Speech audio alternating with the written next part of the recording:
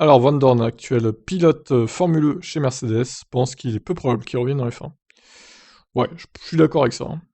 Le Belge âgé de 29 ans était le coéquipier d'Alonso jusqu'à ce qu'il perde son volant à la fin de la saison 2018. Après ça, il est devenu un pilote d'essai de Mercedes, et il roule depuis 2 ans pour l'équipe officielle Mercedes en Formule E. Mon état d'esprit est totalement différent maintenant, a déclaré Van Dorn à la RTBF.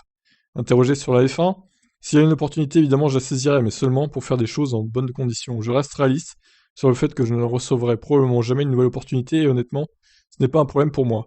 Je me concentre sur l'avenir, sur la Formule E, sur l'endurance, mon avenir est d'ici. Van Dorn assure qu'il n'y a aucun regret concernant sa carrière en F1, le pilote belge regarde vers l'avant. On n'exclut pas un avenir en IndyCar, où il a effectué des essais en décembre avec l'équipe Arrow McLaren. Il y a très peu d'opportunités pour entrer en F1, malgré la situation dans laquelle je me suis retrouvé avec McLaren, je ne pouvais pas refuser l'opportunité, malheureusement. C'était la pire période de leur histoire, et la voiture n'était pas performante et l'équipe n'était pas stable politiquement, a-t-il expliqué. Du point de vue des sensations, c'est un peu comme la GP2, mais avec plus de puissance et de meilleurs pneus, a déclaré Van Dorn. Je ne sais pas quelle direction prendre après la Formule E, et c'est en partie pour cela que j'ai fait ce test en IndyCar. Le championnat est-il une option? Nous verrons.